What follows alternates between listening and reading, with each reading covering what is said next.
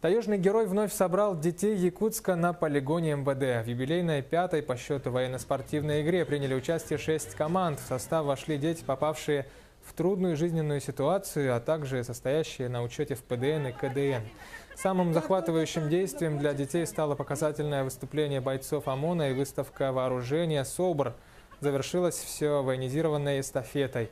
Отметим, что ежегодно игра продолжается 2 дня с ночевкой в палатках, однако в этом году традицию пришлось нарушить из-за погодных условий.